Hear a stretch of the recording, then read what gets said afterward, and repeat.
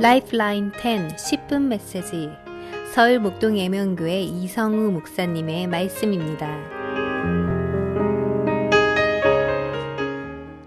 요한복음 1장 30절에서 34절 말씀입니다. 내가 전에 말하기를 내 뒤에 오는 사람이 있는데 나보다 앞선 것은 그가 나보다 먼저 계심이라 한 것이 이 사람을 가리킴이라. 나도 그를 알지 못하였으나 내가 와서 물로 세례를 베푸는 것은 그를 이스라엘에 나타내려 함이라 하니라. 요한이 또 증언하여 이르되 내가 보매 성령이 비둘기같이 하늘로부터 내려와서 그의 위에 머물렀더라. 나도 그를 알지 못하였으나 나를 보내어 물로 세례를 베풀라 하신 그이가 나에게 말씀하시되 성령이 내려서 누구 위에든지 머무는 것을 보거든 그가 곧 성령으로 세례를 베푸는 이인 줄 알라 하셨기에 내가 보고 그가 하나님의 아들이심을 증언하였노라 하니라. 요한이 물로 세례를 베푼 것은 유대인들로 하여금 요한의 설교를 듣고 그들의 죄를 자복하고 이 물 세례를 받음으로 인해서 죄를 치료받게 하려는데 그 목적이 있었습니다. 그런데 오늘 본문을 보게 되면 요한이 물 세례를 준 또 다른 목적이 하나 있는데 매우 중요한 목적을 31절에 이렇게 기록하고 있습니다. 나도 그를 알지 못하였으나 내가 와서 물로 세례를 베푸는 것은 그를 이스라엘에 나타내려 함이라 하니라 말씀하고 있습니다.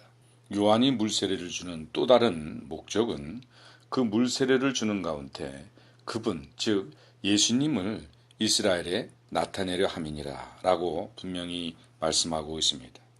물 세례를 주고 있는 가운데 성령으로 세례를 주시는 분이 나타나게 될 것이라는 것을 얘기하고 있고 예수님은 마침내 그에게 나오셨고 그의 위에 성령이 비둘기처럼 머무시는 것을 보고 세례와는 그가 바로 성령으로 세례를 주시는 분임을 분명히 나타내고 있습니다.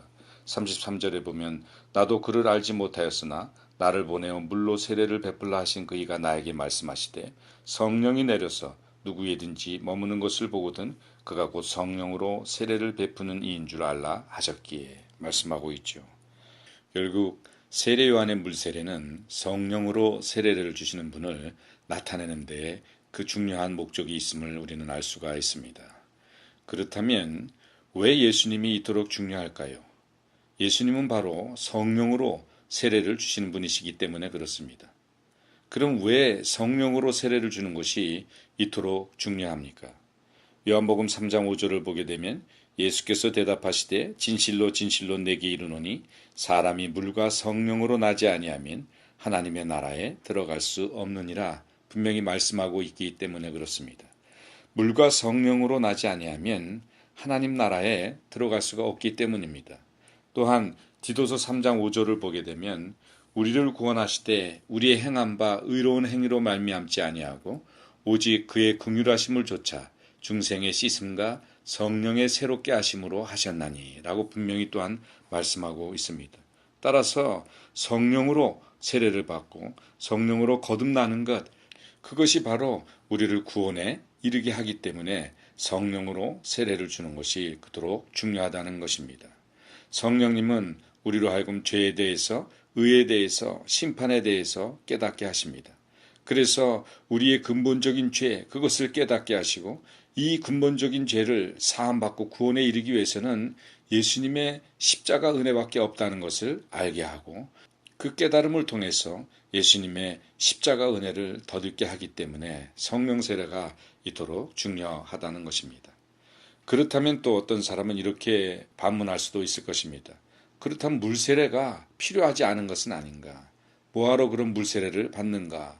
성령 세례만이 우리를 구원에 이르게 하는데 물세례는 그저 의식행위에 불과한데 왜 그것을 해야만 하는가라고 여쭐 분도 있을 것입니다. 그런데 오늘 본문 말씀을 보게 되면 이 물세례를 통해서 성령 세례를 주시는 예수님을 만나게 된다고 말씀하고 있기 때문에 물세례가 필요한 것입니다. 그리고 물세례라는 것이 그 의식행위로 우리가 물속에 들어갔다 나옴으로 인해서 그것으로 세례를 다 받았다 그런 의미보다는 여기서 물은 말씀을 의미하죠. 우린 말씀으로 깨끗게 됨을 있습니다. 말씀을 통해서 너희가 깨끗해져느니라 예수님께서 말씀하셨듯이 말씀을 잡고 들음으로 인해서 우리는 물세례를 받는 것입니다.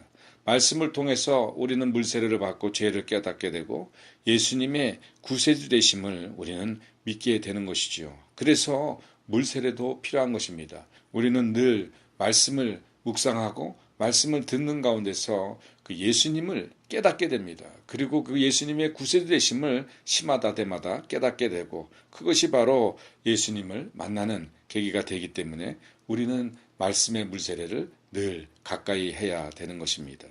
그렇다면 성령 세례를 받은 사람은 어떤 사람일까요? 성령 세례를 나는 과연 받은 사람인가? 저도 초신자 때는 이런 문제 때문에 참으로 많이 갈등하기도 했습니다.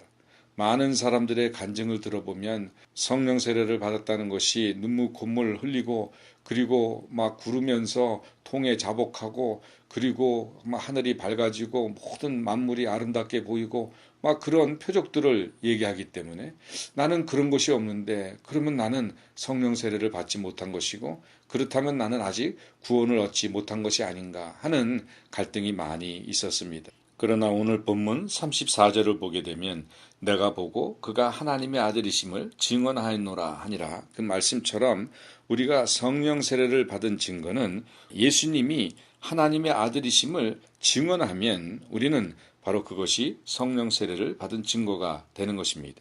예수님이 하나님의 아들이심을 증언하는 삶을 살게 되면 우리는 그것이 바로 성령 세례를 받은 증거가 되는데 그것은 예수님께서 우리를 죄에서 구원하실 자시고 나는 바로 그 죄 가운데서 구원받은 자다.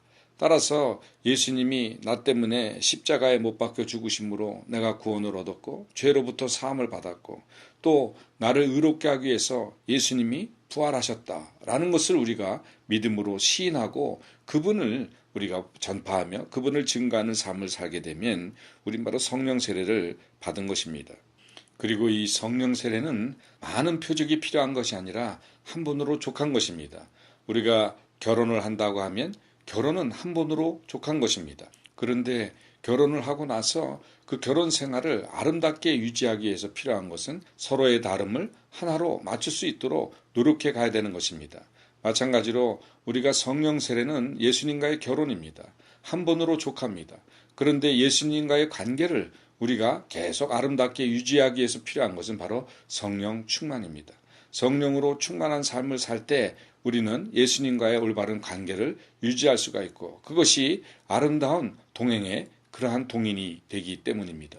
그래서 우리는 성령의 충만함을 위해서 교회의 3대 요소인 말씀과 기도와 예배에 충실해야 하는 것입니다. 하나님께서는 교회의 3대 요소로 말씀과 기도 예배를 통해서 우리가 늘 성령의 충만함을 덧입을 수 있는 장치를 마련해 놓으셨고 이것을 통해서 우리는 예수님과 늘 가까이 하고 성령 세례 받은 증거로 주님과 같이 주님을 증언하는 그러한 삶을 살 수 있고 하나님께서는 그러한 하나님의 백성들을 보호하시고 이들로 인해서 영광을 받으실 줄로 믿습니다.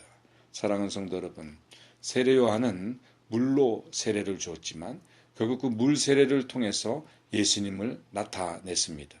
우리도 말씀을 계속 가까이 하는 가운데 예수님을 만나게 되고 그분을 증언하는 삶, 그것이 바로 성령 세례를 받은 증거요. 성령 세례를 받은 증거의 삶이 하나님께서 기뻐하시는 삶이라는 것입니다. 오늘도 하루가 성령 세례의 삶을 증거하는 하루가 되시기를 예수님의 이름으로 축원합니다. 지금까지 서울 목동 예명교회 이성우 목사님의 말씀이었습니다.